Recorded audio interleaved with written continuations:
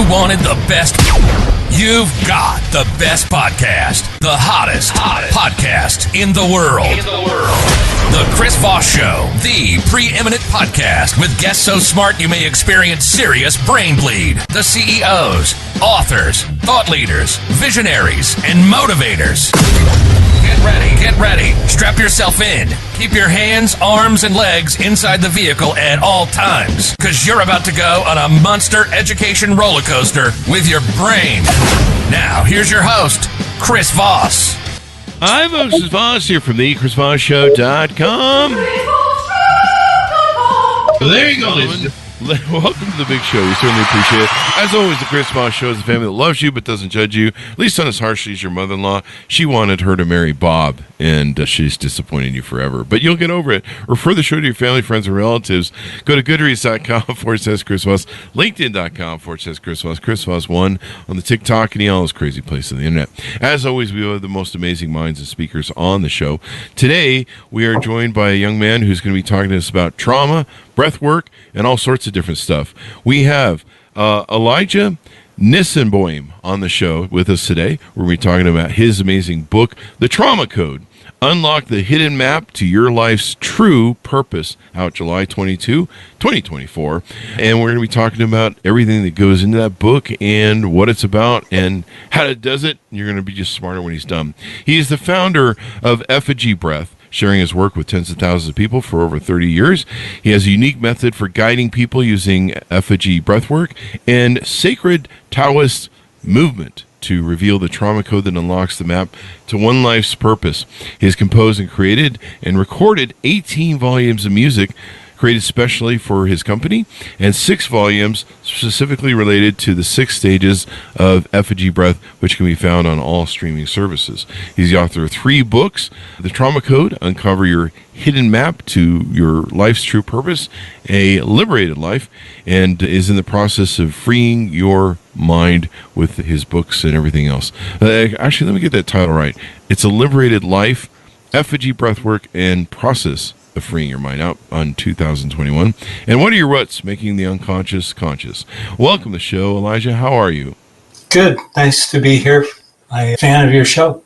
Thank you. We're glad to have you as well. Give us your .coms. Where do you want people to find you on the interwebs? FTC Breath, EFFIJI breath.com. So that's website. And then Instagram, Facebook, if you just look for FTC Breath, they're there. So Give us a 30,000 overview of what's inside your new book. You know, it's interesting. Just before we started, we were talking about music. I grew up in Canada. I was in the music business. And just before I used to play piano, and the piano teachers used to hit my hands with a ruler. And when I went out to be a musician, a songwriter with a band, I would always just kind of freeze up and my hands would get cold. I was playing in this rock and roll piano bar, and I went next door to get massage. I found this place, and I befriended the woman, and she and her husband were moving to California.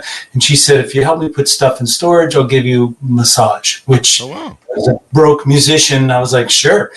And she said, well, you try my husband's breath work. And this was 1990.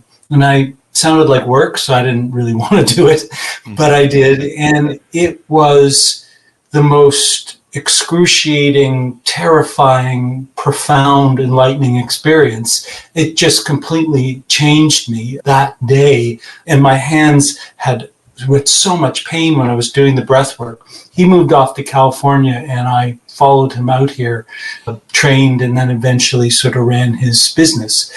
So breath work back then in 1990, there was no alternative anything, really. And now breathwork is a pretty normal mainstream word. Breath and work, it's just the conscious use of your breath. But over these 35 years, what I realized is that the reason why people suffer in any way is because of trauma, which are just basically the unresolved events of the past. And I realized sort of 2 things. One is the trauma is a problem in that there's the adverse effects of it, all the things that we suffer from because of it. And breathwork can really release that. But I also realized in talking to people that trauma also has a value. It's not just garbage to be getting rid of. It's that we experience these things to learn lessons that are part of our mandate here, like why we're here. So the trauma code is really being able to release the energy of trauma and find the value of those experiences, learn those lessons so that you can fulfill what you've come for. So that's the essence of my work. You know, it's interesting how trauma shapes us and influences us. You may want to turn yourself down. It influences and shapes us. I mean, it can shape a lifetime. Like you can see trauma's path dragging behind you, after 50 years. Yeah. But it's interesting how it shapes us. And like on one hand, you look at it and go, I really wish that had never happened. On the other hand, you kind of go, it's kind of what shaped me into being me and being a survivor and giving me the skills that I need to kind of get through life.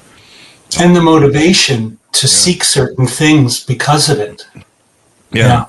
And it's interesting. It's like I grew up in a cult, a repressive cult. You did? And and the impact that it had, really shaped my life. And as an entrepreneur, learning to ask hard questions about what is this bullshit you're feeding me, and analyzing people's character and life. Yeah, it really has helped me shape, and I think I'm a better business person for it. Would I have liked to not gone through that trauma of having religion forcibly shoved up my ass? No, but in the end, it's been really interesting to see how that has shaped me, and it's almost kind of like an indelible mark that I often wonder what sort of different person I'd be without it. So it's kind of interesting, the yin and yang of that. I think first of all, thank you for sharing that, because this is in some ways, I've been in the alternative health healing space for years, and there's always this idea that it's for special people or spiritual people or people who've studied things, but really the human experience is kind of all the same, and you're just sharing the essence of what this is really about, which is if you only see these terrible things that have happened to you as you being a victim of them, then it's just garbage. There's nothing. You're a victim of this. But if you are able to create value from that, learn from that, it makes your whole life meaningful, because the path that you pursue, as I said, it sort of becomes compost in your garden. And at the end of the day, like whatever your technique for getting there, like we all are trying to be. I think when you're born, you have an original blueprint, and that gets changed because of trauma. And let's not just say trauma and conditioning. You grew up in a cult. I mean, cult and culture are the same word, but the whole society is a cult, as we know, and even in the times we're in right now, where people just are deeply questioning, like, oh, am I supposed to trust the government or the doctors or school or whatever? And really, at our best, we should be autonomous individuals with agency, like seeking to be who we're meant to be. But cult is basically what you do to fit into the tribe and to belong. And there's so much personal and collective trauma like that. But I think what's beautiful is here you have this show, and you're sharing something that's come out of the roots of your own life. And really, you're an example. What I'm saying is unlocking the trauma code, is that you've taken something difficult and used it as your power to be who you are out in the world. And that's what my book is about. But it's really, the book is short, it's only 100 pages, but it's what my work is about. And the breath work is sort of the one way I help people get there. Yeah. Now, you talk about the trauma code. Well, what is this map? Can you give us some details on what the mapping is about? Simply, I mean, we're made up of all kinds of different parts. So I want to speak in the most general way, because after 35 years of working with people, I do understand quite a bit about the unseen world. But if we just take mind and emotion, that's unseen, but it does reflect in how we behave and how we look and all that. So we have, I think each person has a unique configuration, a design, and there's a map that goes with it. So like an acorn that already has an oak tree in it at birth. So being able to unlock the map is kind of like my phone. If I want to swipe it to open it, right? But what is the code that opens it? But the thing about trauma is the nature of our human, our dealing with trauma. Let me back up and say there's big traumas and there's little traumas. Not every trauma is like abuse, tragedy, and growing up in a cult, but it's that you couldn't process it. So the energy of who you are gets stuck and held until it can be released. But it goes into what we call the unconscious, which is, the word just means without awareness, unconscious. So why does it go there? Because some part of you is protecting yourself so that you don't re-experience the pain of that trauma. So we have these things, these programs and these patterns that make it very hard to get to that energy, to unlock it. And we just end up in the repeating pattern of replaying the unconscious, replaying those traumas.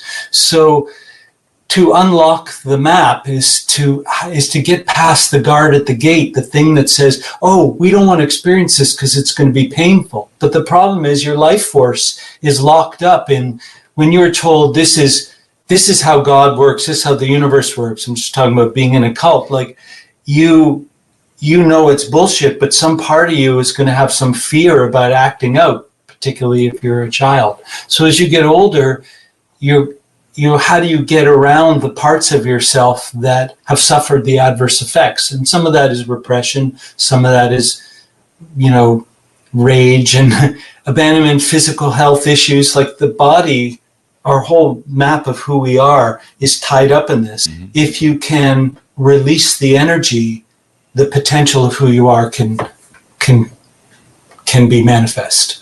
And and it sounds like you espouse this belief. There's a book out called "The Body Holds the Score," and we've had numerous people like yourself, psychologists and PhD people on the show, that we talked about how the body will hold emotion and trauma and different things. Is that do you believe in that? Yeah, two thoughts here. One is, maybe we could just do like you and I, as long as we have a disclaimer for the people here. Like we'll do 20 breaths together, and we can talk a bit about that, just to show you how quickly we can experience what I'm about to say, which is the body is a physical manifestation of the mind, of this and of the spirit.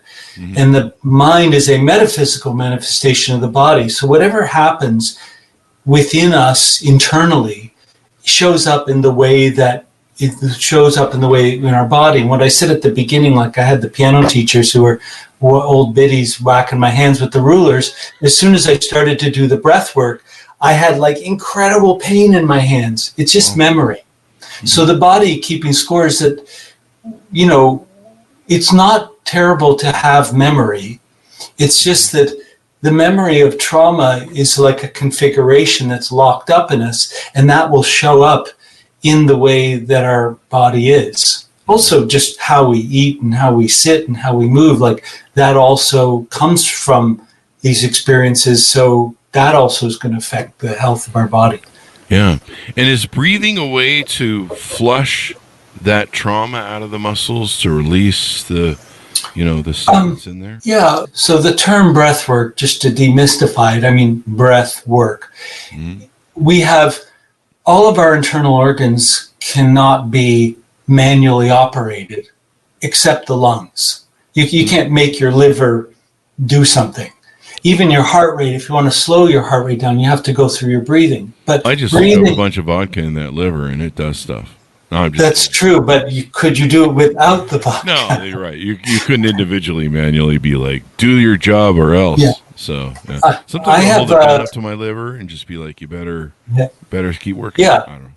And your liver responds to vodka. I mean, the physical part of the body. Yeah. I mean, I say there are in my book. There's 4 minds, 4 levels of the mind. And the animal mind, which is the one you're talking about, like the liver has a relationship to vodka. It's just you can't really change that. And as a Russian Jew heritage, I do like vodka. By the way, just want to say I'm not against it, but.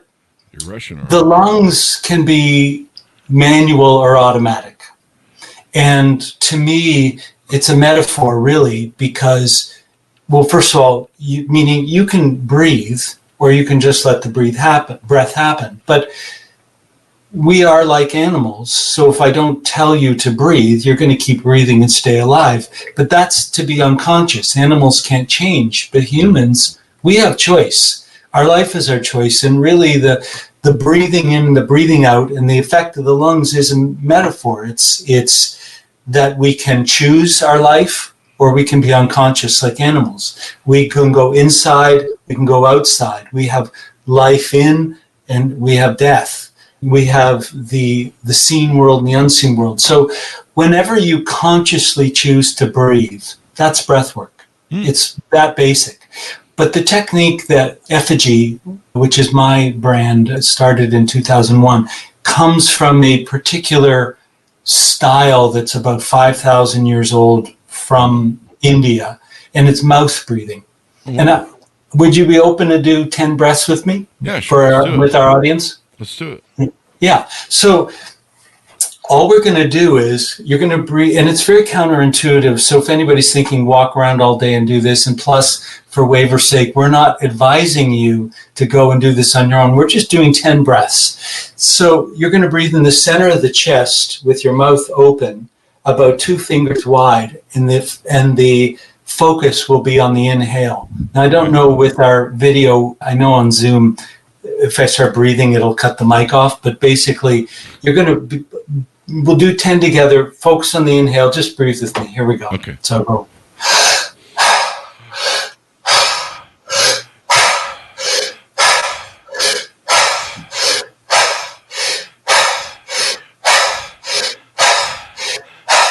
And then just let it go. Okay. And you close your eyes for 2 seconds. In effigy breath work, we breathe like this for 1 hour without stopping. Really? Wow. Yeah. Okay. So you're laying on your back, but also you can feel a lot of. How does that feel? I mean, it feels pretty good. I can breathe. I've been fighting to breathe since I had COVID. I'm all into that breath. I have helped some people with long COVID with this. It's pretty instant because, your breath is life. It's the one thing you need to do to live. So this particular technique, it's not like a meditation breath work. It's not subtle. It's conscious hyperventilation. And we do it for an hour with no stopping.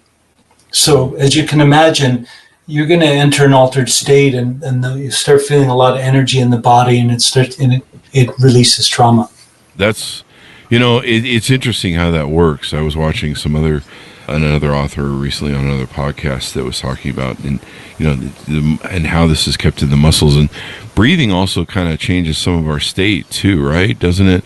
100%. Kind of help us focus and kind of live inside of ourselves, and kind of, there's so much external crap that we have going on, podcasts and TV and other things, phones, attention overload. Attention overload.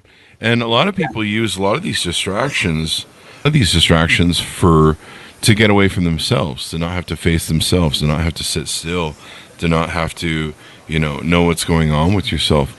And it keeps you from, saying, hey, what's going on with me, checking in, maybe addressing your traumas and other things, because so many people want distraction. But breathing is one way that can really help, do so. If a person were who's watching our podcast right now, just while they're listening, closed their eyes and took a deep breath, there would be an immediate connection to the inner world, and that would balance in some way. And for most of us, most people live to the outside, and then they get controlled by that. And then on the inside, the mind is just racing. And breath, if you can master your breathing, particularly when you're upset or triggered or whatever, of course it's going to change your state. It's going to change how you listen. One of the things I say in my book, basically, that there's really two main effects of trauma breaking down. One is perception, that how you see things is filtered through the lens of trauma. So how you think and process data is affected. And then the other is that you become feeling avoidant. You don't want to feel feelings. So much of what people are under stress from is just the resistance to experience what they feel and see things separate. If you cut me off on the road or whatever, and I'm in a bad mood because my wife left me, of course, my perception of that situation is going to be filtered by how I'm feeling. But whenever you go to your breath, your breathing, it completely changes. It connects you more to the greater matrix, the one that's not just so personal inside you, to your own experience. And when you have trauma, the tendency is to be very personal about everything that happens in the wrong way. Mm-hmm. Yeah. It's pretty interesting how all of it works. Tell us a little bit about you. How did you get into this sort of business? How did you grow up? What were some of your influences that shaped you? Yeah, I'm 60, so I grew up in Canada, and I have garden variety trauma, meaning in some ways I feel like, but I knew as early as 3 or 4 that I was just like, I was a unicorn of some type. I just didn't quite get school. I had authoritarian parents. Those were super sensitive.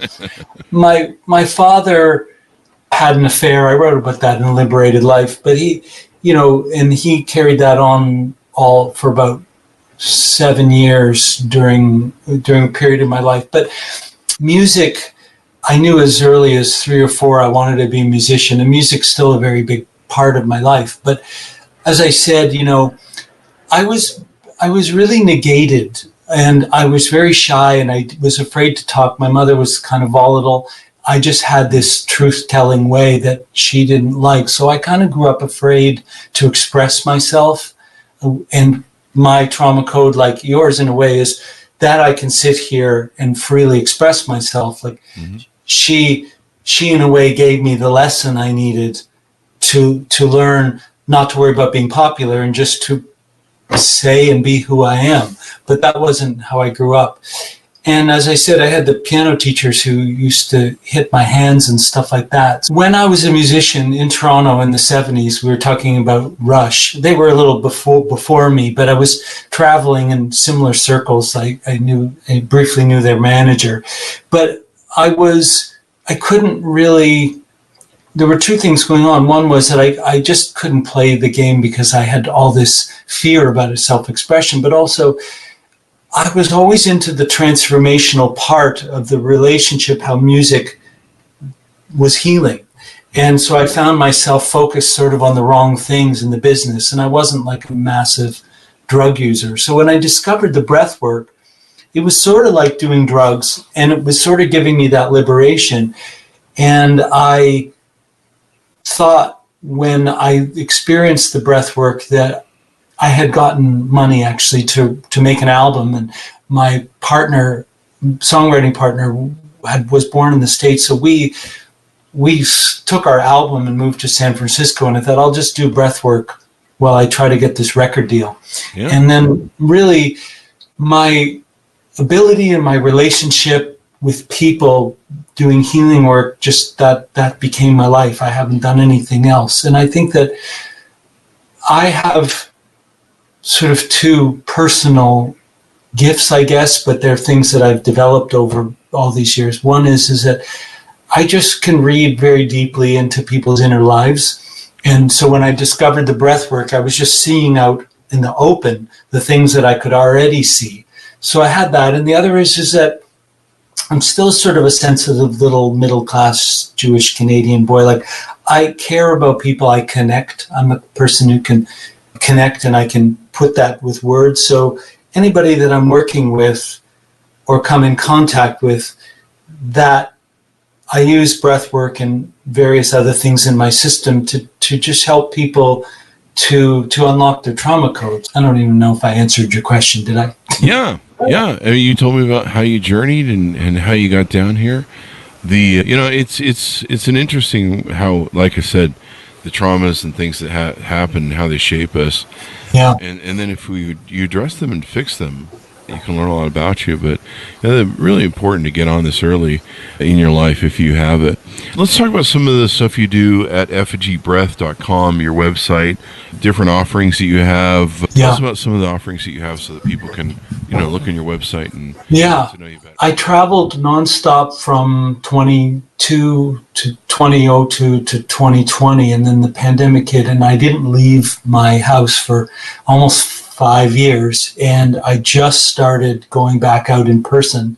I was actually in Canada 2 weeks ago in Kentucky. So I'm meeting people in person. I'm going to be in Boston this coming weekend.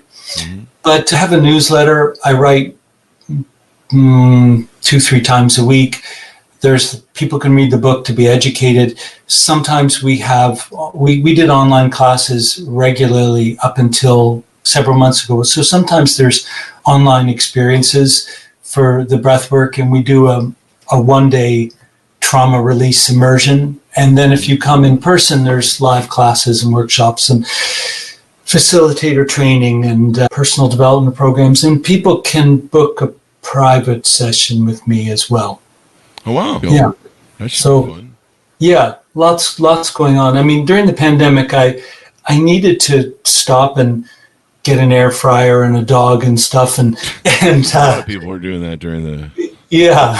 It's funny. I was in a side note, it's part of my work we haven't spoken about, but I started studying internal martial arts in 1999. And I went to China in 2014 with my teacher, George Shu, who did a camp with many of the great living masters of internal martial arts, which come from Taoism. And I went back every 3 months for 5 years, studied Mandarin, studied with many masters. And part of what I use in my programs is movement to help retrain the body. But January 2020, I was in Chengdu, which is the next city over from Wuhan. And I got home and thought I was going to die and didn't really know what it was, but probably had COVID in January 2020. But that was the last time I had gone anywhere. But anyway, yeah. So anything more we need to talk about in the offerings you have on your website? Tell us how people can reach out to you as we go out, how they can get to know you and ask more about your services. There's a 5-minute video that we made this year that's guided, that they can do effigy breathwork and experience what that is. And I think it's on our website. It definitely probably on our YouTube channel. But, we're not hard to find. I have a partner, Sarah Sharmoli. She's been with me for 12 years. So she's my co-teacher and holder of the vessel that we are. But I think we've pretty much covered it. Just reach out if you need something. Reach out if you need something. It's been insightful to have you on the show. We've learned a lot, Elijah. Thanks. Give us the .com as we go out one last time. Yeah. Effigy, EFFIJI, breath.com. Thank you for coming on the show. We really appreciate it, Elijah. Thanks, Chris. Nice to be here. Pleasure to have you as well. Order up the book wherever fine books are sold, folks. The Trauma Code. Uncover the hidden map to your life's true purpose. And if you have trauma or feel you have trauma, look into it. Please get professional help. Don't buy crystals. Don't do that. I'm against crystals. But, you get professional help. But trauma is something that if you have it, please deal with it as early as you can. If there's anything I would tell my younger self as a child, go to fucking therapy. It would save me about 40 years of hell. Anyway, guys, thanks for tuning in. Go to goodreads.com, Chris Voss, LinkedIn.com, Chris Voss, Chris Voss, one on the TikTokity, and all those crazy places on the internet. Be good to each other. Stay safe. We'll see you next time. And that should have us out, man. Great.